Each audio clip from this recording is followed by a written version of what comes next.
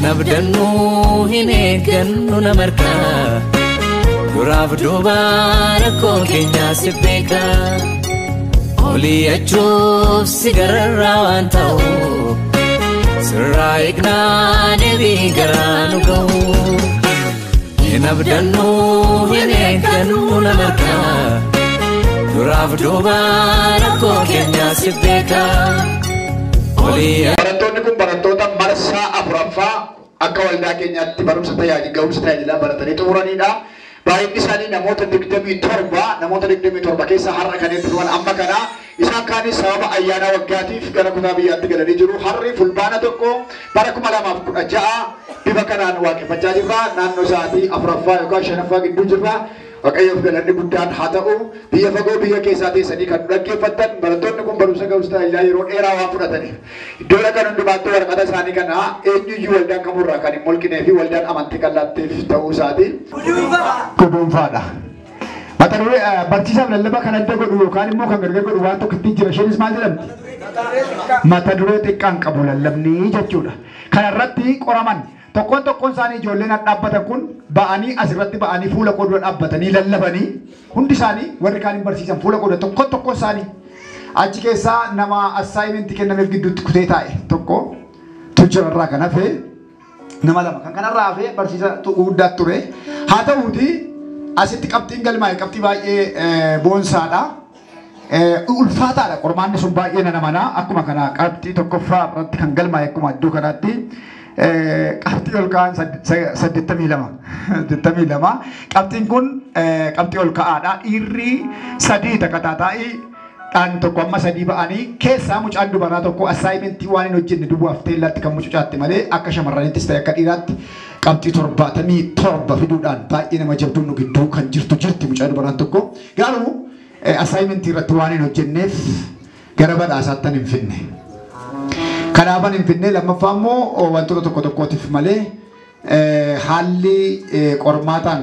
baay'ee ijoollee shamarran keessaa jabduun tokko jirti. Isheen kun qormaata keessumaa qormaanni ishee koppii ta'ee akka deebi'uuf kan isheen barattoota iyyamsiifattee gaafa isa koppii goonee deebifnu 77 kan inni dhufu baay'ee qabxii ol ka'aadha. Garuu isheedhaaf akkamatti harka walitti rukunnaa boontuu jabeessaa harka keessa walitti rukutaa fi warri kaaniif garuu anshee badhaasa ishee harkaa. Kan warra kaanii garuu badhaasa addaa jira. Badhaasa birrii 900 kan ta'u qopheessinee jirra isaaniif jechuudha. Kanaaf maqaa isaanii kana waamu as godhi viidiyoo qabadhu guttu. Maqaa isaanii kana waamu warquu garasiin dhufu addan irratti harkaa fudhatu jechuudha. Addan irratti anuma kennaa. Barumsa tajaajilaa baratanii qormaata qoraman irratti keessumaa barsiisa guutuutti deebisuudhaan qormaata sakaan irratti kan miidhamanii obboleessa keenyaa Caalaa Yohaannis harka keessa sadarkaa tokkoffaa irraa waan jiruuf harka keessa walitti himataa fi obboleessa keenya Caalaa Yohaannis kitaaba Ameen jedhu birrii 300 kan bitamu waldaan qopheessitee fi jirti.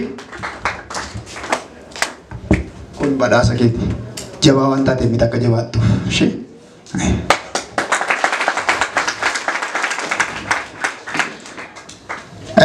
Qabxii lammaffaa namoonni itti yaadne ture gara sanatti hin beeknu waan kennaa biraa irratti enne turre nama sanaa garuu kennaa sanaan baay'ee kan dhufe namni kunis barsiisarraa yookaan immoo barsiisarraa qabxii 2 qofa kan dhabe barsiisa sakaanis immoo ga'umsa guddaan kan deebise qabxii 78 obboleessa keenyaa Oliyaad Gabbisaa harka keessa walitti buusaati gara kanatti.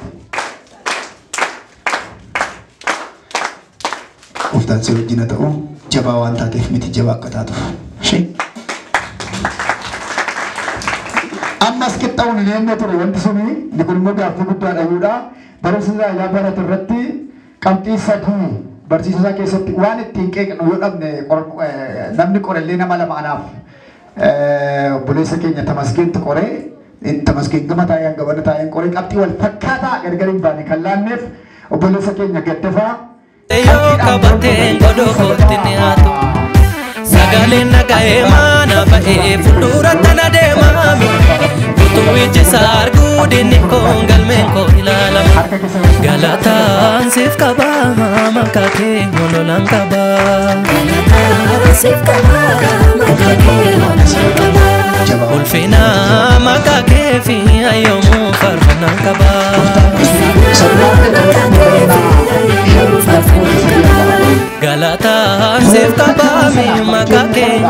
lolan qaba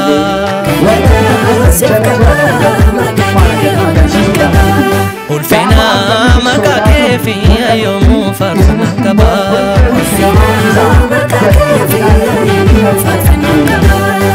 an yoomuu faarfannaan qaba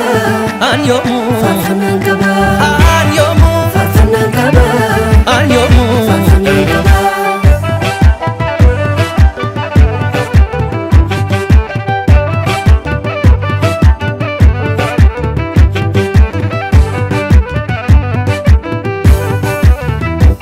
dura kongalani yo jiraate darbana dhoowwate duuba kon farihoonna qabachuuf yoo natti dhiyaate aanumna keen qabaa mul'isate harka kootti laatte gamatti ceeraan si qabadhe ofii keenaaf lotte dura kongalani yo jiraate darbana dhoowwate duuba kon farihoonna qabachuuf yoo natti dhiyaate aanumna keen qabaa mul'isate harka kootti laatte gamatti ceeraan si qabadhe ofii keenaaf lotte sagalee nagahee baay'een qaba inni sagalee waaqayyooti inni sagalee waaqayyooti dura koo deemee na geggeessa inni anaaf humna kooti inni anaaf humna kooti sagalee nagahee baay'een qaba inni sagalee waaqayyooti inni sagalee waaqayyooti dura koo deemee na geggeessa inni anaaf humna kooti inni anaaf humna kooti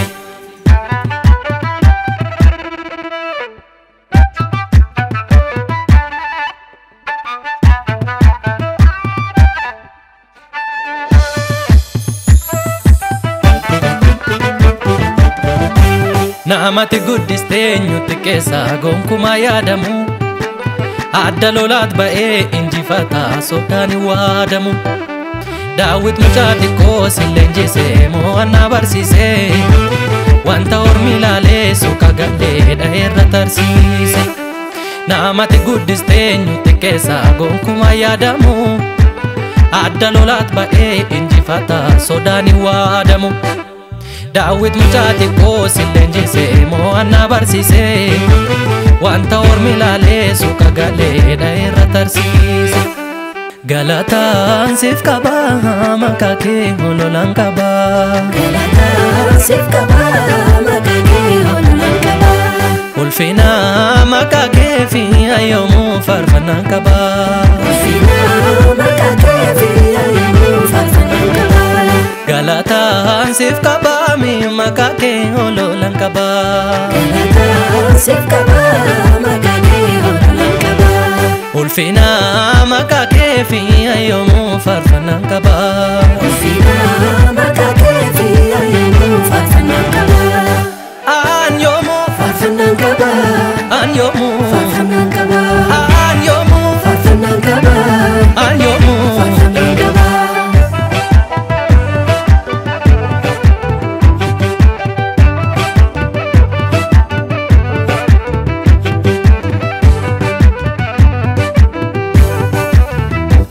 waggaa 12 dhiigni ishee kan lola'e shaashara kee tuqxee fayyinni isheedhaaf ta'e har'a sarramni koo fayyisuu kee dubbata kunoo si fideeraan harkaa fudhuu galata waggaa 12 dhiigni ishee kan lola'e shaashara kee tuqxee fayyinni isheedhaaf ta'e har'a sarramni koo fayyisuu kee dubbata kunoo si fideeraan harkaa fudhuu galata sagalee nagahee baay'een qaba inni sagalee waaqayyooti inni sagalee waaqayyooti dura koo deemee na geggeessa inni anaaf humna kooti inni anaaf humna